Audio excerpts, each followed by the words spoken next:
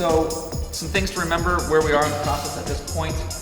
What we're doing is we're giving information right now.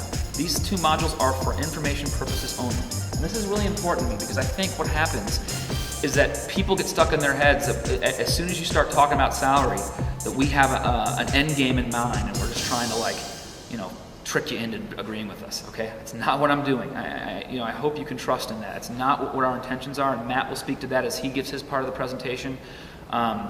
We're trying to give you the information, we're trying to engage you on it so that you can give feedback. But all decisions aren't made pre to the bargain. They're all made in the bargain. In fact, you can't really make any decisions prior to bargaining because a lot of the stuff you need to make good decisions comes out in the bargaining process. We're not trying to lead you anywhere. But I do intend the information we give you to have you form opinions. So this is not a totally neutral presentation. I want you to hear what we have to say, and based on the facts that we give you, make some decisions and come to some conclusion on where you think the salary schedule should go as the bargaining team moves forward. So that's what I want you to do, but I'm really not trying to lead you here in any direction. When we're done with this meeting, I'll do the same thing I did with the last one. I'll go home, I'll upload the videos as quickly as I can, although it takes a while because it's in HD, but we'll do all that. So within probably by the midweek, we'll have all this to the ARs and they'll send it out to members and you can view it. And then sometime, I would say early May, we'll send out a survey. And I know you're surveyed out.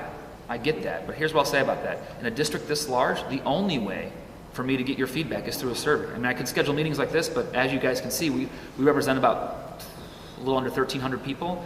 And, the turnout here is, I appreciate you guys being here, but, we could have a lot more folks here.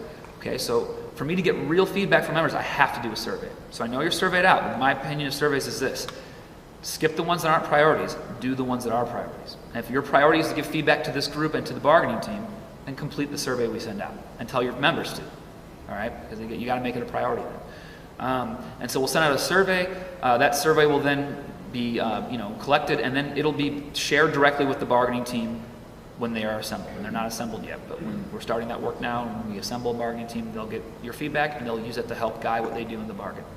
So that's the next step on that part.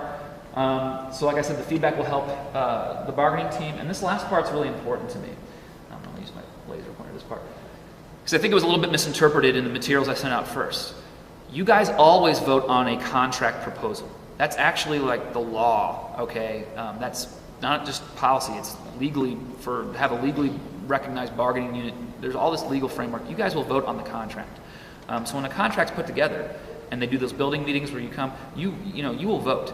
What I mean by there'll be no vote is this, all right? We're not gonna vote on the direction to the bargaining team. I'm not gonna put out options and say, which options should the bargaining team take? And the reason why I don't wanna do that is, number one, you don't know what's going to happen in the bargain, so you have to be able to tweak your strategy as you go along. But number two, I don't like pitting members against each other. I really dislike that.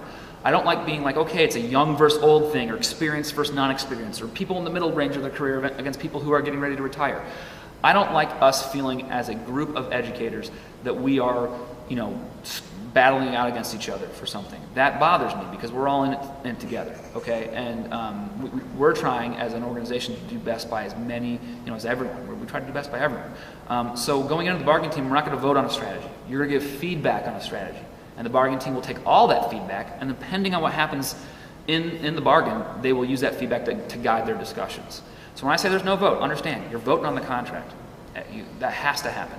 But we're not going to vote on a strategy because I don't want to pit us against each other before we even have a chance to start the discussion with the district within the negotiation setting. So that's everything up to this point. That's where we are. I'm going to turn the presentation over to Matt now. There will be a point, and I inserted into the PowerPoint, that Matt will get to where you guys will have kind of like a brain break opportunity. And at that opportunity, what I say to do is, hey, think of some questions you want to ask.